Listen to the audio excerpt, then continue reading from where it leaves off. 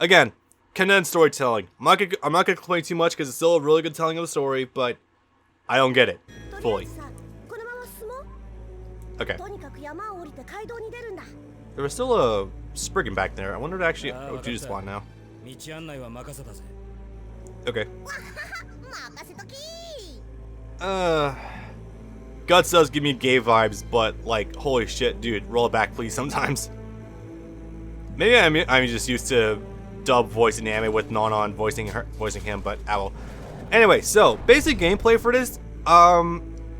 First of all, yes, it is very much like how it was on a Dreamcast game.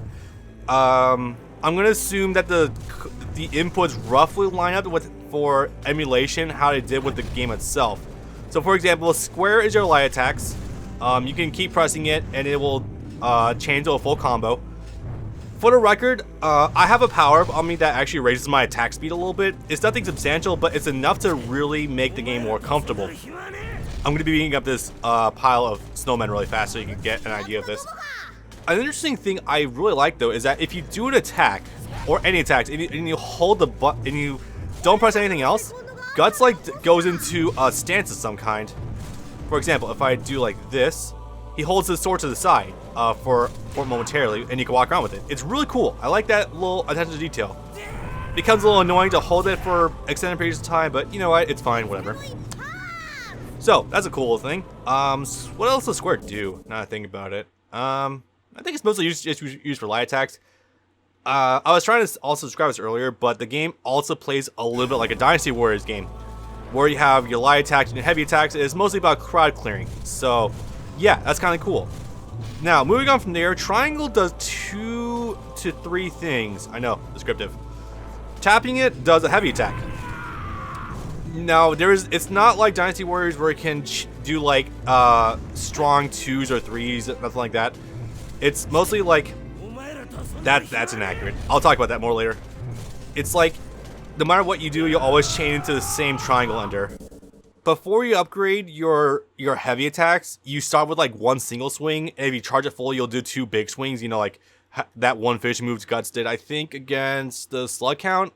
I could be wrong though. I don't remember where he did it offhand.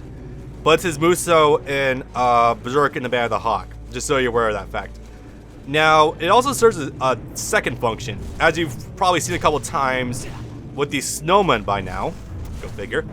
If you do enough hits on enemies, or if you get hit enough times, I don't think there's a meter for anything, or if there's like a way to keep track of it.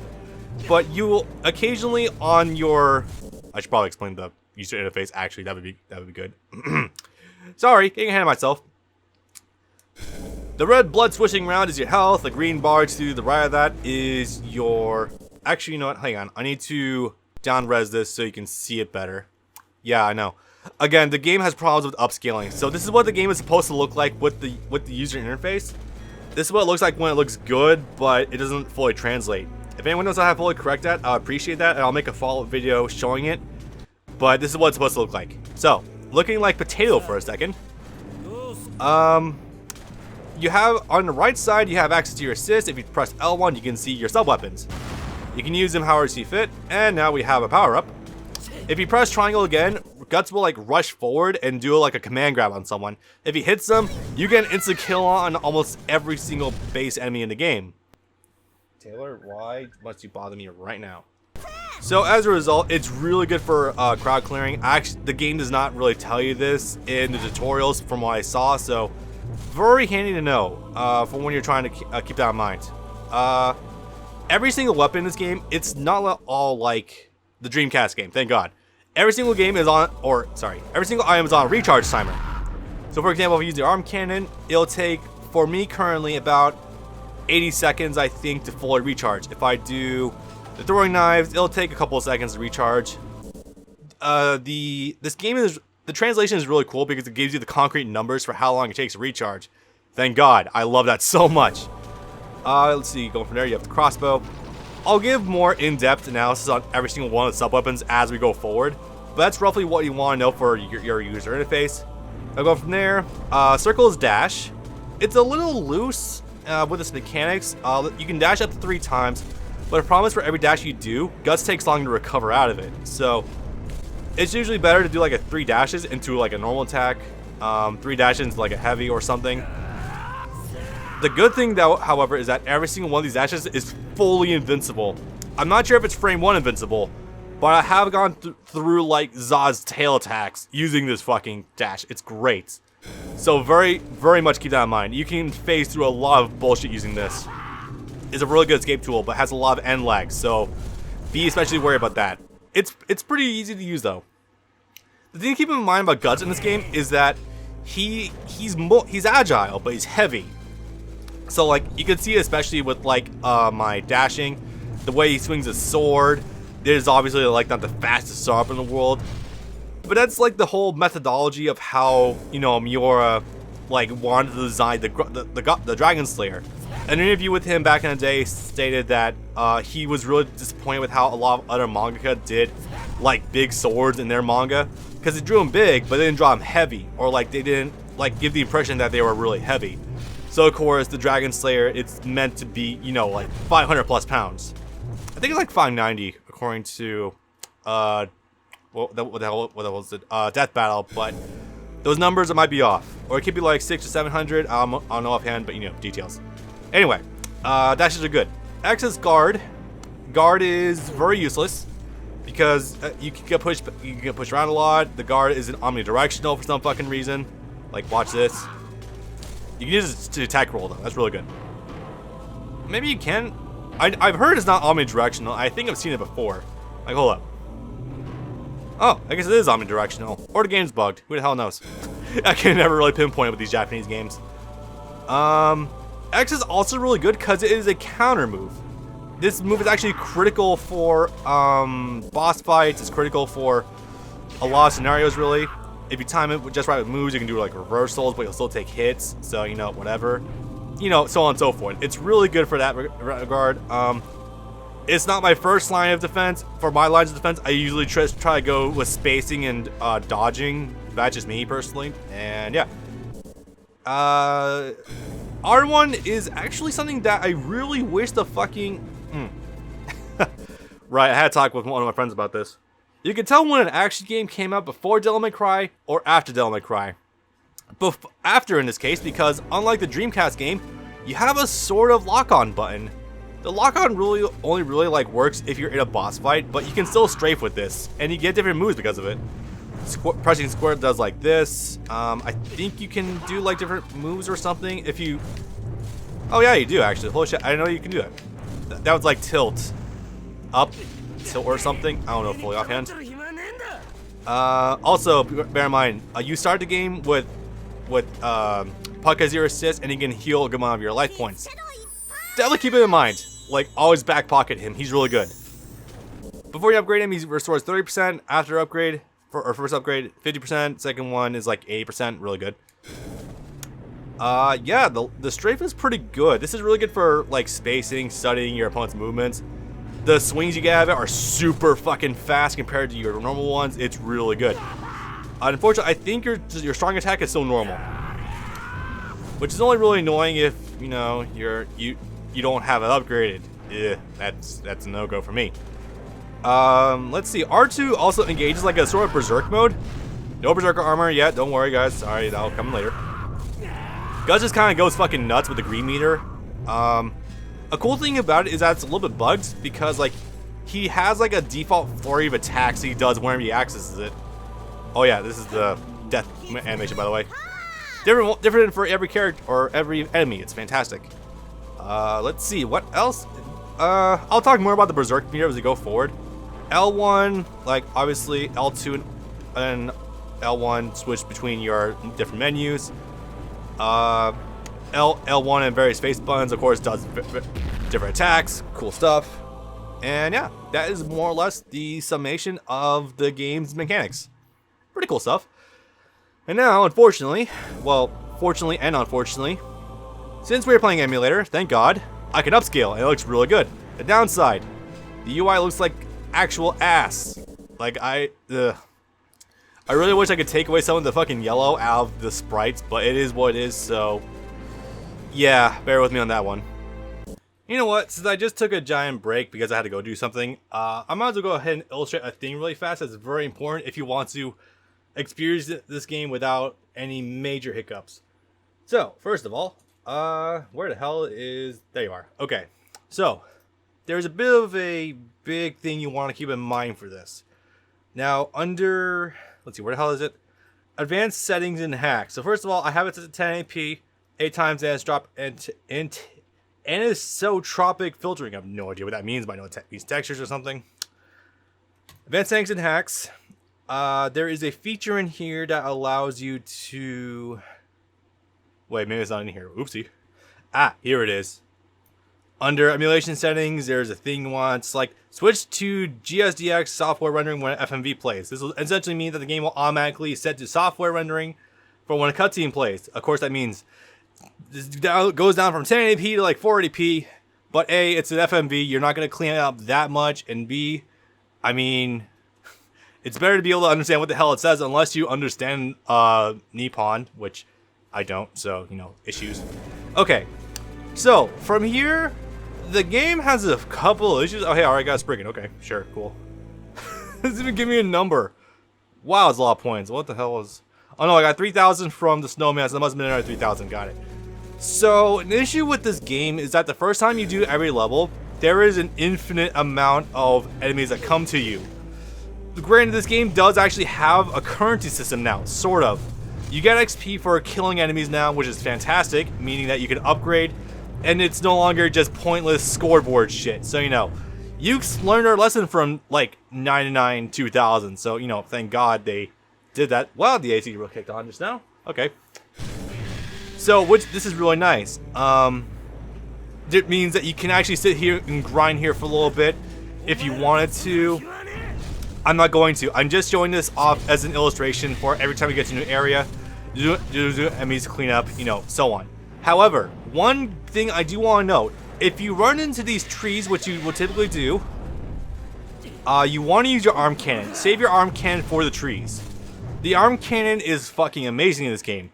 It is like the best move you have, like from top to bottom. The problem is it has the longest recharge time. However, if you're in the middle of the field grinding for like XP or something, here's a really cool thing you can do. Boom!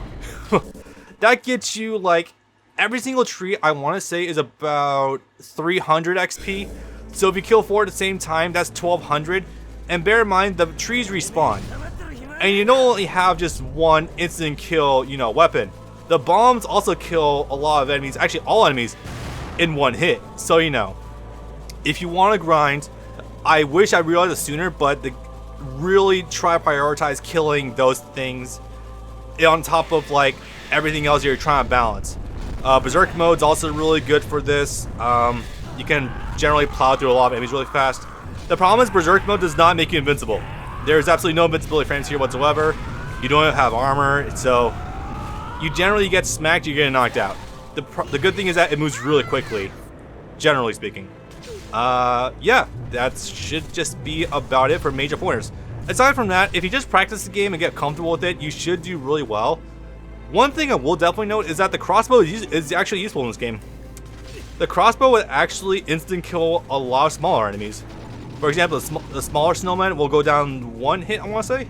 Yes, they do.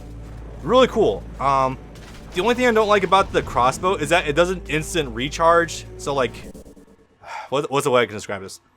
You have a set amount in your clip, but you can't like manually reload. So as a result, you have to deplete it fully before it'll start recharging. And that's a little rough. I'm not a huge fan of that, so take that for what you will. Okay. Also, by the way, the reason I don't even have all stuff maxed out, even though I spent like 11 hours in the game, is because the game is really slow to raise your levels. Excuse me.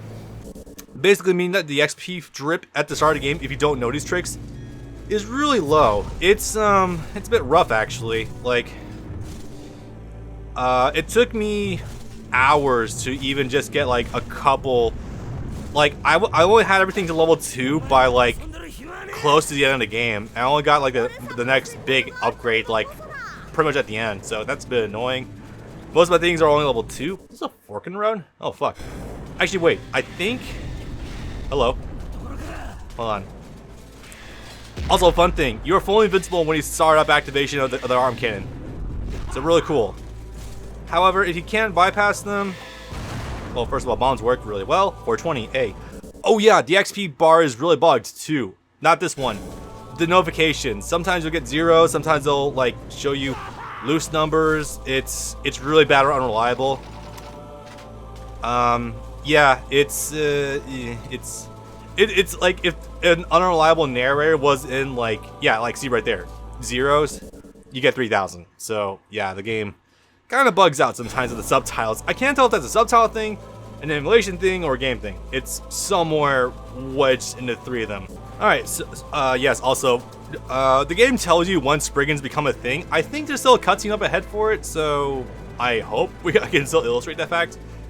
So at this point now, it's just running mindlessly past all of the snowmen, because yeah, it's pretty accurate representation of what Guts is going through, you know, being a wielder of the brand. Infinite enemies, pretty much.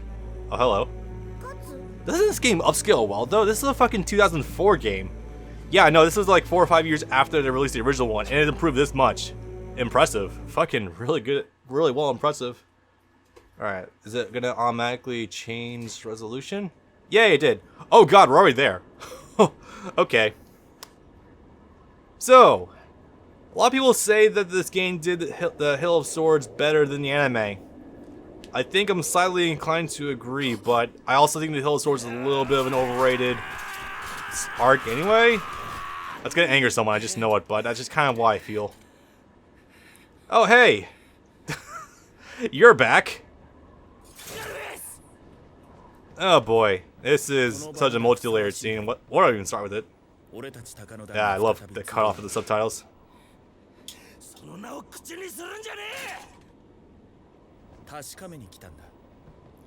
So he basically says that since it became impossible, he feels absolutely nothing about having sacrificed everyone, but I have sincere doubts about that. Yeah, I went to go see Guts to see if he'll still feel anything, but nah. He says, nope, my heart's as cold as ice. As the demon child makes it still react to save Casca, but you know, details.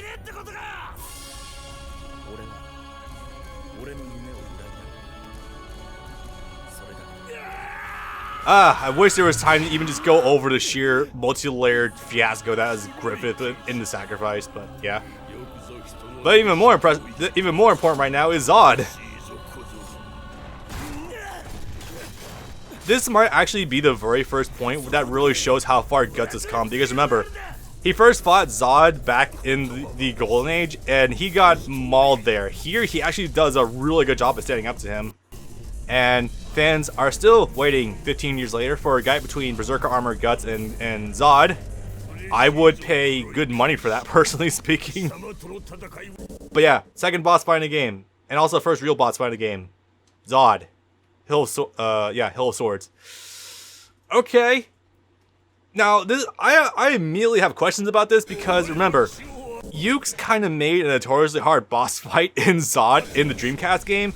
So I was immediately shitting bricks like, oh no, what am I in for? No, Zod's actually pretty easy in this game. Yeah, no, he's pretty easy for the most part. For the most part, I imagine by now you'll have a somewhat of a semblance of how to play the game. The next time you fight Zod, you'll have a much better understanding of how to play the game. Yeah, no, he's really not that hard actually. And this fight also, oh god, I hate this. You can't just immediately refight these bosses in the game itself. You have to actually go back to the menu, go into prize box, go into bosses, then refight them that way. I mean, it's so cool that's a thing, but it's annoying, because, like, I wish I could just refight them, like, actually in the story, but whatevs, it's fine, I guess. Zod is really susceptible. He seems really intimidating, and he could be a little bit, but he's super, like, look how easily I'm just kiting him right now. This is super easy. And then oh, also, key tip for bosses, don't use your arm cannon because there are certain counter situations where you will do immense damage and get out of jail free. So really important. Alright, I hope I can actually get to some of the really good shit.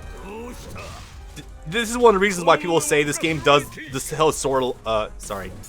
My dyslexia keeps making me say Sword of Hills, but no. that'd be silly.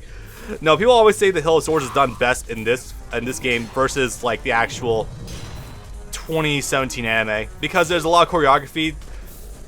This fight right here actually really like shows you.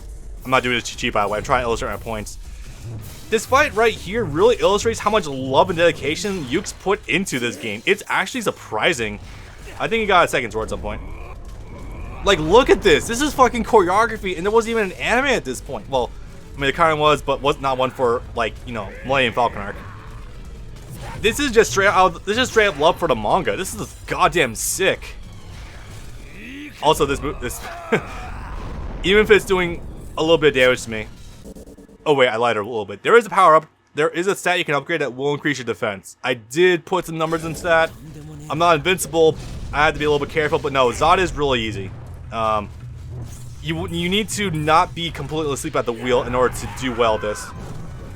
I mean, look at that. Come on. Yeah, you can see that he's really easy to sidestep. I'm gonna see how much of these boss fights I can show off. But so far, I think I'm doing okay, even if I keep getting hit by this fucking move. Anyway, you can also still use sub weapons for these fights. This move is really big, but it's also really easy to avoid. Look at this. What is that hitbox even? Yeah, look at that. Easy side steps. I'm not even using my circle attack whatsoever. And there's triangle. God, this is cool. Oh, there it is. Yeah, L1. You can either mash square to escape or use your counter through the words. Through the oh, this is sick. The arm cannon. Also, yeah, animation, dude. Fuck. I think that's some of these fights are a little scripted in that you have to end in a certain way to conclude the boss fight, but it's never really like arduous. Also, yeah. I won't show it here. Oh, that transition is so juicy. As a film major, God, I love that so much. Alright, so Big Zod. Not to be confused with Big Zam. Right, Apostle Zod is more difficult, but also not what you'd fear he is. Also, always remember to keep Puck on hand. I don't need to use him, I'm just doing it anyway to be safe. Cool. Still fairly easy to space. He's got access to the tail attack, of course. Oh, right. A counter lets you rip a fucking arm off from him, and it changes his moveset a little bit. It's so cool. I love and hate this game sometimes. I don't know how it does that. Anyway. Some attacks are unblockable from Zod, of course. The guard, unfortunately, in this game is generally as flimsy as, like, regular guard and for Royal Guard and Devil May Cry. I'm not a big fan. One thing you also want to keep in mind is that you can dash cancel out of your sword. You can sort of dash cancel out of your physical attacks, meaning that you're fairly flexible in that regard. And let's go ahead and fire this up. Oh yeah, fuck him up. I'd also like to mention that Guts puts up way more of a fight against Zod in this form here than he ever did in the manga or the anime, because this part didn't even really exist in either medium. It was just like he transformed, he pushed Guts aside once, and then charged, Guts dodged, and yeah. So this doesn't really happen. Again, you can't replay this fight infinite, like, as much as you want, but only when you're out of the game. Yeah. Let's see. I think Zod's voice actor is also the same as it was back in the original anime, if I'm not mistaken. Yeah, if you saw my Dreamcast Let's Play, yeah, this is so much easier than that. Another cool thing is that you can generally cancel into those, like, finishing moves at any time out of, you know... Actually, no, I kind of want him to grab me, because I can show the counter off, and it's really cool. Ow. Yeah, I'm kind of sandbagging now, but this is really cool, so fuck it. Come on, Zod, hit me. There's generally more attacks from Zod that try to restrain him. I'm surprised he's not going for that right now. That might be it. No, that's a push-down move. Actually, wow, I've never seen that one yet. I don't think I've ever let him hit me with that. Ah, whatever. Let's just go ahead and kill him off. And down the big boy goes. God, this game does look great when you upscale it, though. Fuck.